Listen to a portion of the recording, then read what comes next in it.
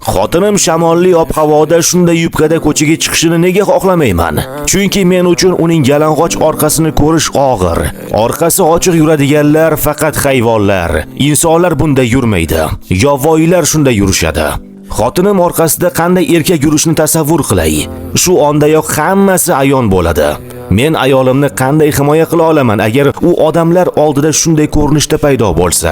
Agar men buni xohlaganimda uni do'kondagi tovar kabi oynaga qo'yib qo'yardim. Hamma ko'rsin deya.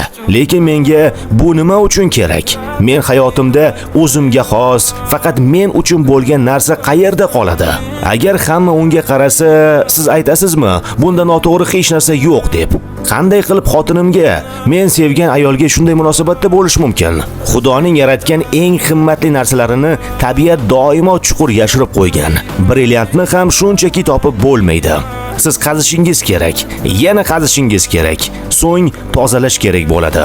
Xudo yaratgan qimmatli narsalar har doim osonlikcha olinmaydi. Nahotki mening ayolim brilliant, neft yoki oltindan arzimas bo'lsa, siz mendan mini yubkada nima yomonlik bor deb so'radingiz. Mana, shunday nima yomonlik bor. Hech bir erkak xotinining tanasi ochiq bo'lishini xohlamaydi. Chunki u ishga ketayotganda, xotini ko'chada yurganida hech qanday erkak orqasidan qo'yib yurmasligiga ishonch hosil qilishi kerak. Like bosing, obuna bo'ling va videoni yaqinlaringizga yuborib qo'yishni unutmang. Я каждый раз загадываю